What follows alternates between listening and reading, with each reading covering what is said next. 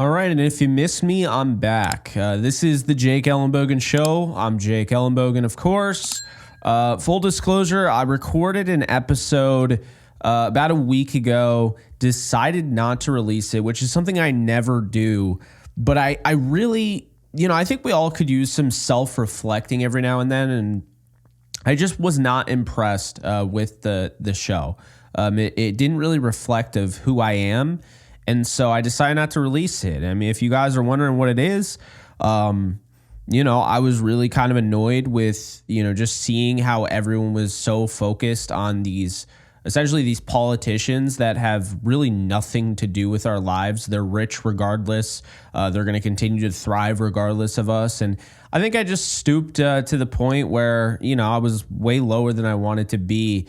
And, that was a big part of the episode. Another big part was, a rant about Dragon Ball. And I was just like, you know what? I mean, it is my show and I'm going to say what I want to say, but I want to keep it, somewhat positive. It can't always just be negative. It can't just always be rants. I want to give my thoughts because, I could sit here and cuss and, be negative and all of that, but what good is that going to do? I mean, I think at some point or another, you have to actually have some sort of substance. You can't just be negative all the time. I know people have that shtick, but for me, I think, I want to be like, have a personality, but I want to be down to earth as well. So, decided to can that episode. Probably won't be the first time, or probably won't be the last time, was the first time. So let's get started because I wanted to talk about, the MCU. And the reason being is because, it's Deadpool week or season or whatever you want to call it. And I actually saw the Deadpool movie last week on Thursday. Loved it. Non-spoiler review, by the way, not going to spoil it. That will be a theme in this show. But I just wanted to let you guys know, if you're watching this, you're most likely an MCU fan. I don't really know too many people that aren't MCU fans that follow me. Outside of the Rams content and the Yankees content. But I guess if you're not, you can skip this part of the show. But as far as, the MCU goes, I gotta say, it is really, I think the best analogy I could give is, I see it all the time. If you guys know baseball, the Yankees had the greatest closer of all time in Mariano Rivera. No one will ever be better than Mariano Rivera. Looking at football, okay, the Patriots are probably never going to have a quarterback better than Tom Brady, okay? What am I getting at? Well, all good things must come to an end, okay? And consistently, we have heard from people about the MCU and how essentially the Marvel Cinematic Universe, which was created by Kevin Feige, really nurtured, really built, took a culmination at 10 years. It all ended with Infinity War and Endgame, the last Avengers films. And, I bring this up because obviously there are so many people that were so high on those movies and they did so well. Well, what did I just say? All good things must come to an end. And unfortunately, the Infinity Saga, the story was told and it came to an end. We saw Robert Downey Jr. and Iron Man essentially retire. I don't want to spoil it in case you guys didn't somehow end up seeing any of those movies. We saw Steve Rogers, Captain America. We saw essentially Chris Evans leave. We saw Scarlett Johansson leave. And now you're left to pick up the pieces because there are new characters. Not everybody made the Infinity Saga, and there's a lot of characters in Marvel. And, I think it makes a lot of sense to, explore other routes. And they have these sagas, right? They have these phases, they call them. And phase 4 came after the Infinity Saga. And phase 4 was essentially bringing in the multiverse, okay? So a lot of people had an issue with the multiverse because they felt like it was just kind of this foolproof method to do anything without any sort of canonical or plot consequence. Now, I understand that rationale, I do. But at the same time, I do think you have to give credit where credit's due. WandaVision, for instance, with Scarlet Witch, okay? I thought WandaVision was great. Okay, WandaVision was great. I'm just going to say it. And a lot of people agreed. And then you had Loki. And Falcon Winter Soldier, people complained, well, I don't want it to be too cosmic. I want to be down to earth. So, more grounded style, very similar to Winter Soldier type deal. Falcon Winter Soldier became a thing, okay? And they had other stuff. Like they had hybrid comedy, stuff like Hawkeye taking place on Christmas, which, by the way, I really like that show. Moon Knight was original. It felt very different. That I really liked. So they've had quite a few. And then they've had, their hiccups. I didn't think Echo was great. I absolutely hated She-Hulk. And, of course, the movies. Not everybody loved Thor, Love and Thunder. Not everyone loved the Multiverse of Madness. I personally thought Multiverse of Madness was awesome. Spider-Man 3 was great. No Way Home.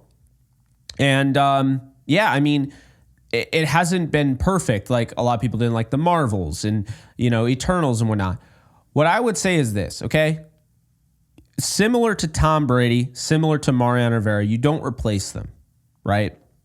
So the assumption that Kevin Feige and Marvel, studios are essentially going to be able to replicate what we saw with Infinity War and Endgame and the whole Infinity Saga and all those movies that combined over the last 10 years, to assume they're going to do that overnight is ridiculous. So I think people call it, superhero fatigue, but I think in reality, we're spoiled because that took years, okay? And a lot of us, including myself, were children at the start of that. So obviously now as an adult, it feels like, time's flying by and you're like, wow, this really isn't that good. Well, I don't think it's not that good. I think the issue is that people expect this and that, but the reality is it takes time to build these.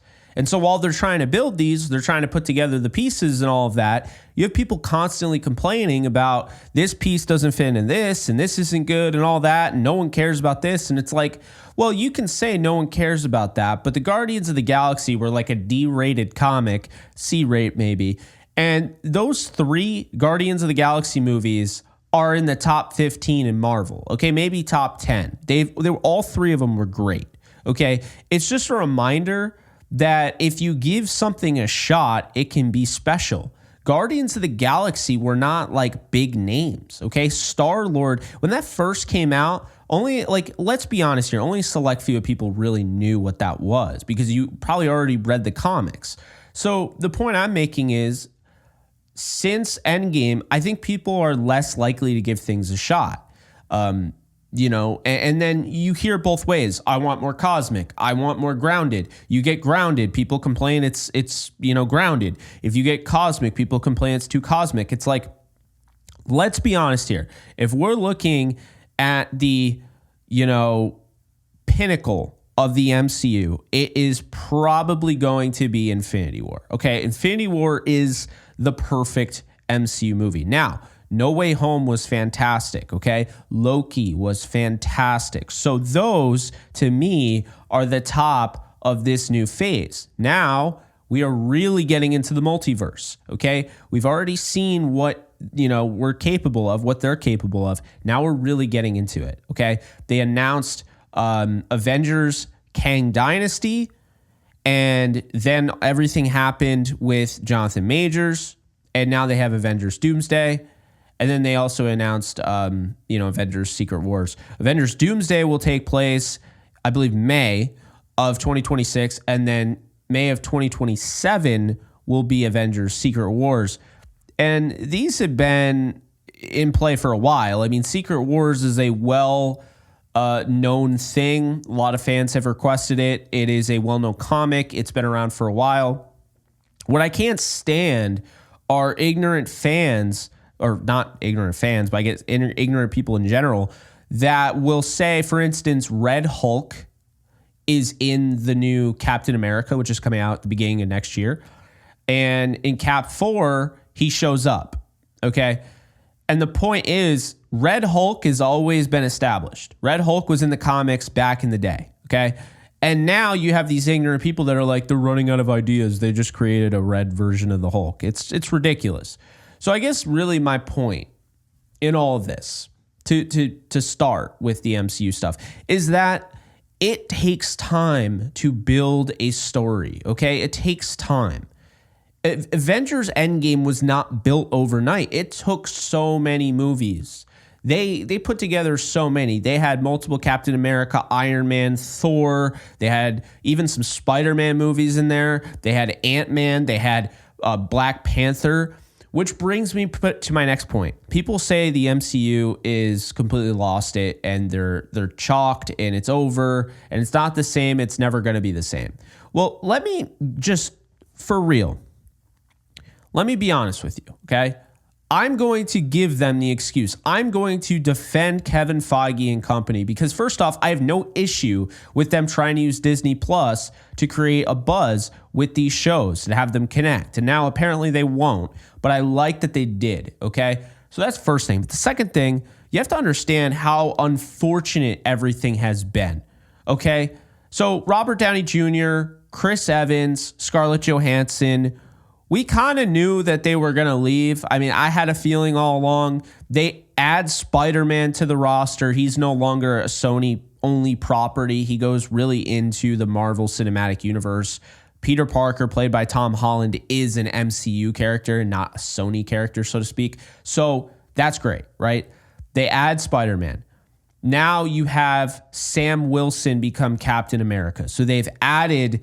they've promoted these characters, okay? The development of a, Scarlet Witch, the development of Captain Marvel, okay? They have characters. We're now going to get Moon Knight in one of these Avengers movies because they developed him in the show. But you have to understand, if you're complaining and saying, oh, well, they're doing this because they're desperate. Do you know why? Well, how about this? Try this on for size. A huge... integral part of the future of the MCU was going to be Black Panther. It was going to be Chadwick Boseman. He was going to be one of the leaders of the Avengers. And unfortunately, Chadwick passed away in, just really heartbreaking fashion. So they now don't have Chadwick Boseman. They have all this buzz and praise and all this to recast the character. And they loved Chadwick. And so did the Russo brothers, who are going to direct the next two Avengers films. And it's not as simple as just recasting. Here's another example of not recasting, okay? Kang. Now, I'm not going to get into the legal issues of this. I'm just going to say the people that wanted him canceled, the people that wanted him out, you kind of get what you deserve. Okay, what I mean by that, understand this, is that Jonathan Majors was handpicked to carry the MCU. He was going to be the Thanos, right? He was going to be the Brolin. It was going to be multiple iterations of Kang. And of course, all the legal stuff that happens, I'm not taking sides or saying anything. I think both parties were in the wrong. But this obsession with getting him canceled and getting him taken out of the role, because Twitter had a lot to do with it. The court of public opinion had a lot to do with it. Those same people can't then turn around and say they're upset that Kang is no longer in play. Okay, you can say it's easy to recast, but they had really built this whole plan around Jonathan Majors' Kang. Okay, so, if you were part of that, if you were part of the court of public opinion trying to take him out of the role, and then you're complaining now about what was just announced at Hall H, Comic-Con, with Robert Downey Jr. playing a variant of Tony Stark who becomes Doctor Doom, well, you were part of that. So I say this because I do think the MCU deserves... at least, first off, if we're going to give them credit and say they're the greatest thing since sliced bread and call them a masterpiece and see what they did with Endgame and Infinity War and see what Feige did building this universe and then you're going to just drop him on his head, like just give up on Kevin Feige now while he's building the next thing. They are just getting the rights now to Fantastic Four, to X-Men. Those guys are going to pop up. They already could be. We'll see what the next, bunch of movies happens. But the point I'm making here, okay, is that you have to let this thing breathe. You have to let this thing play out. There's so much negativity around the MCU because it's like an in thing. Like this is like the cool thing to do is say, oh, it's MCU fatigue and I'm marveled out and all that. And it's just kind of old at this point. But I think the reality of it is, that those first three sagas, essentially, those first three phases that include the Infinity Saga, okay? That was Tom Brady for the Patriots. That was Mariano Rivera to the Yankees. You don't replace that. But you can move forward and you can find something that's close to it. And I think that's what we're going to get with this multiverse saga. I think that's what we're going to get with the Doom and the Mutant saga, which is going to come afterwards. So like Feige Cook, the people complaining about Robert Downey Jr. playing Doctor Doom, let me just make this very clear, okay? Robert Downey Jr. is not the new Doctor Doom. He is a variant of Tony Stark who turns into Doctor Doom, which, by the way, was already a comic book. So it's not like they just created this because they're desperate, which is another thing that's annoying because they're always called desperate. But again, they've had things come up like I just mentioned. So Robert Downey Jr. is not going to be the Doctor Doom of the 616 MCU that we know and love. Robert Downey Jr. is playing a variant. So we're going to probably see a variant Doctor Doom, obviously. We will see him because he will be in Doomsday. But I think he'll also be in Secret Wars. The actual Doctor Doom of the 616 Marvel Cinematic Universe, the canonical, they call it the sacred timeline. The actual Doctor Doom will probably show up in Secret Wars or after. But this is not who they cast as Doctor Doom. So it's annoying how people are complaining because it's like, they've already established that they're a variant. So I don't know like what there is to complain or not understand. So I'm very excited about this. This was always going to be the play, I think. In some capacity, Robert Downey Jr. was going to come back as a variant of Iron Man. He could still do that. It might not just be, in my opinion, Doctor Doom. It might be also an Iron Man here and an Iron Man there. I mean, they could pull it off. Secret Wars is going to be massive. Doomsday is going to be massive. Okay, I'm very excited for that. But again, these people who just want to be ignorant and just want to sit there and just complain and negative, they're not going to enjoy that. Well, don't ruin it for everyone else. So right now, I feel good about the MCU. I'm the most excited for Spider-Man 4, if I'm being honest. I mean, you see the Spider-Man mask in the background. That's my favorite character. Spider-Man comes out with a movie and has a chance to break records. There are not many other characters that can have a standalone movie and do that. Spider-Man is one of those that can. So it will be very interesting to see how Spider-Man 4 works in all this. Spider-Man 3 had a lot of multiversal themes, so I heard Spider-Man 4 is going to be more grounded, but there has to be some sort of bridge to how we get to Doomsday. So I saw Deadpool, like I mentioned, non-spoiler review. It's fantastic. Highly recommend Deadpool and Wolverine. Hugh Jackman was great. Ryan Reynolds was great. There are so many, I guess, cameos and, Easter eggs and all that. It is really cool. It's very recommended, in my opinion. It is rated R. So, if you're trying to bring your kids, you can essentially, but, just be aware of that. But it was a really cool story. And what I was actually expecting, I thought it was going to, it's not really a spoiler, but I thought it was going to connect more than it did. So I actually like that it's more of a story. Like they're telling a story. It's not just a piece of the puzzle. Because look, pieces of the puzzle are nice, but you actually have to give me a plot that I can sit there and enjoy. Because let's not forget, movies, TV shows are entertainment mediums. So I'm not sitting there I can't wait to watch this, just dive right into something else when I have to wait for that something else to come out in 2 to 3 years. So that's that. But okay, this is what I'll say. Deadpool and Wolverine, highly recommend. Deadpool being in the MCU, another big thing for Kevin Feige. They did a great job with him. They didn't censor him. This was a rated R film, just like we were all promised. There was gore, there was blood, there was guts, there was a lot of innuendos, and that is what Deadpool is, okay? So I felt very good about that. The cameos were great. There's a lot of moments in that movie that were like, oh, damn. So definitely go and do that. And the reason why I say go and watch it now is because Deadpool and other stuff, of course, are being spoiled online. It's no shock, but it is so annoying. I'm so tired of it. You know, I'm one of those people, I could talk about the MCU forever. I could talk about Deadpool forever. When I first saw the film, I saw it at 3 p.m. on Thursday. Do you know why I went at 3 p.m. on Thursday? It was the earliest showing. I went by myself. Everyone else is working. And I felt like I had to because social media will literally spoil it. And you could say, well, get off social media then. No, it's everywhere. I mean, I had when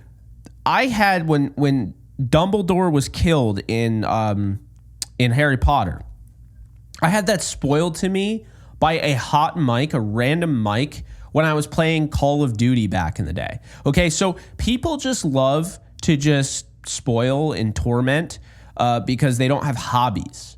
And so you'll have people that they will find video of like the actual movie and post it. Half the movie is on Twitter. So it's really frustrating, and I hate it because, I mean, I'm respectful, and I feel like a lot of people are just really inconsiderate. And it's not even just inconsiderate, because I feel like inconsiderate is like you're not even considering this or whatever, and, you know, maybe it's more so negligence. Inconsiderate isn't I'm doing this on purpose. And people do this on purpose. They do it because they know it pisses people off and they want to get a rise. So it is frustrating. I hate it for people that haven't seen it yet. I had, Endgame spoiled for me a little bit as well as Infinity War. So that was a little annoying as well. But I think with this movie, you definitely need to go see it. It's one of the best movies in Marvel's, like their entire catalog, which is over 30 films at this point. I would say it's in the top 5. Fantastic movie. Really enjoyable, really funny, fun, action-packed, just exactly what you want for a summer blockbuster. Now, the social media aspect of spoiling is just so annoying. Like, I have to address it because it's gotten to the point. The other day, I have a job, which is content. So when the Yankees have a game and it finishes, I have to then do my job, which is doing the Yankees Unload show I do with Gary. I have to record that, okay? So when I record that, right, that means I can't right away go and watch House of the Dragon, for instance, which, by the way, this was a Sunday last week, or 2 weeks ago maybe. I think it was last week. House of the Dragon was spoiled for me an hour after the fucking thing aired. Like, I go on Twitter and I see the end scene. It's on Twitter. And I'm like, what in the hell? So it's really frustrating because these people are just like complete and utter losers, but they have to spoil every goddamn thing. And it's just really, really frustrating. So, look, I understand, in conclusion to everything I just said, I understand the MCU isn't perfect, but they're trying, and I'm not going to sit there and bitch about the whole Robert Downey Jr. thing. I'm actually very excited about it. Deadpool is what was advertised, and people need to stop spoiling movies on social media. It'll never happen. It's only getting worse, but, that's really it. As far as a life update for me, because I have people ask me all the time, how are you doing? How's your mental health? How are things? Things are good. I have no complaints. The Yankee show is blowing up. Love it. The Yankees are, they've been losing a lot of games. They have not won 2 straight, so that's cool. The Rams content is starting to get viewership again because, football season's right around the corner.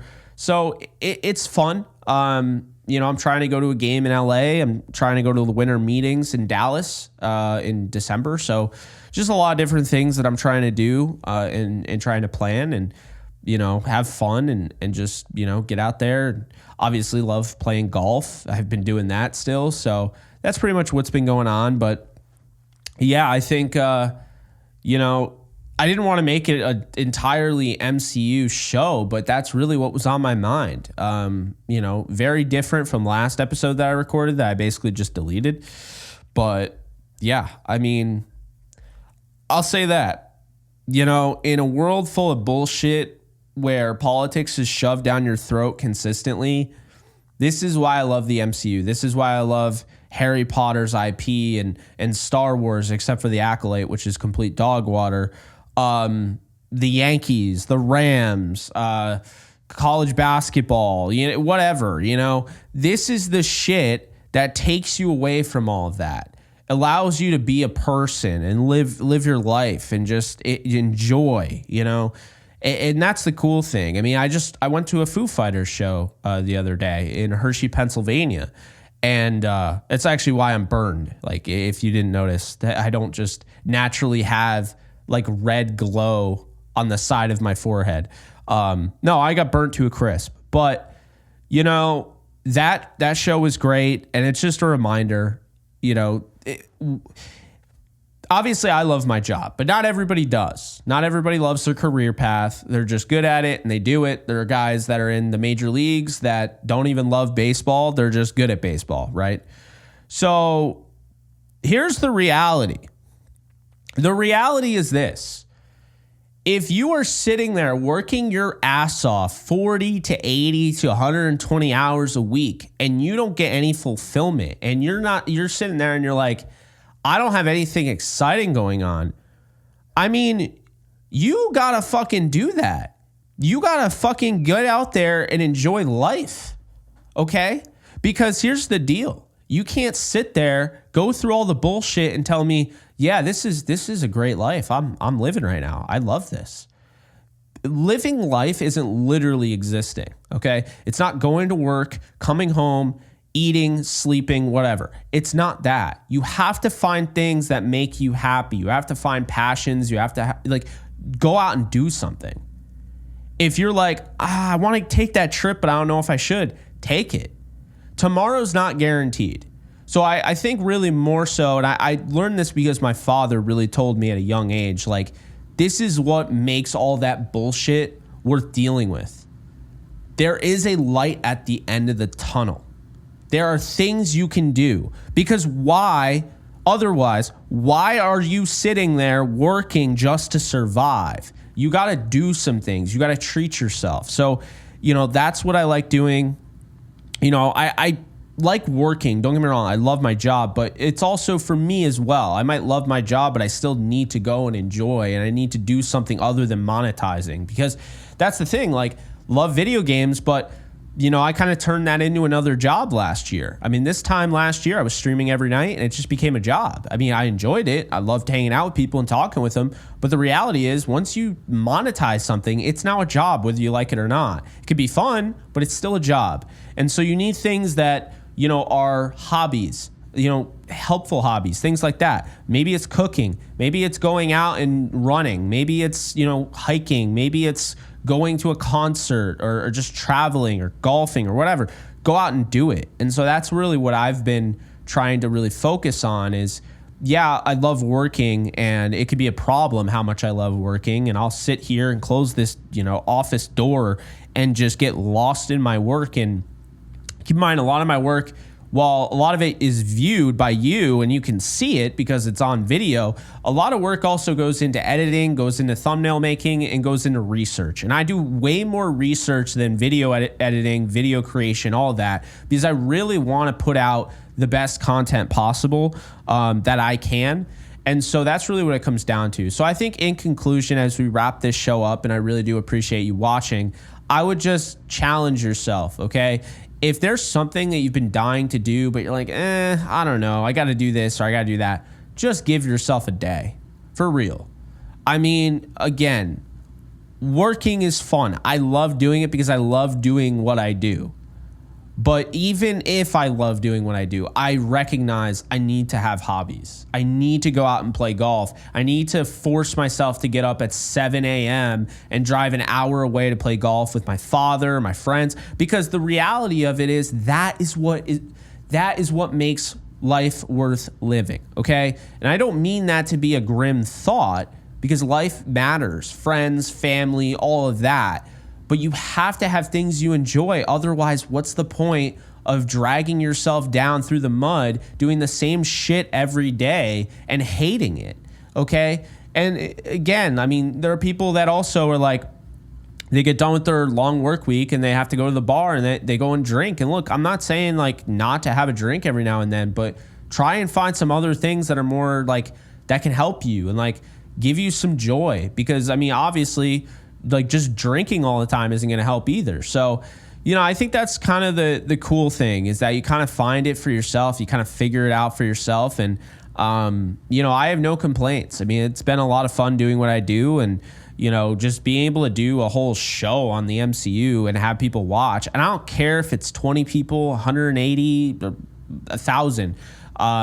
People that are watching this are telling me by watching this that they view me as more than just the Rams guy or the Yankees guy or the sports guy, and they actually care about who I am. Otherwise, if you found this because of the YouTube algorithm, then the YouTube algorithm is my partner in crime, and I owe the world to it. Because if you found me, then odds are, if you found me through the algorithm, then you've never heard of me before, which is still good, and it is a plus. So I ask, if you enjoy this, be sure to subscribe, drop a comment, let me know what you guys think about this episode, MCU, all of that. I want to get more consistent with this. That last video kind of took a lot out of me because it was long, and then I realized I just hated it. I just felt like the whole time I was just bitching and complaining, and it wasn't really me. And I feel like, yeah, okay, I complained about other people complaining about the MCU, but I gave my thoughts and I actually explained from more of a, you know, logical standpoint, and just really kind of trying to put people in their shoes, you know, there. So look, in conclusion, appreciate you guys, always will. Be sure to like, subscribe, and comment. Follow me on all social media at JK Bogan, and I'll see you guys in the next episode. Take care, folks. Later.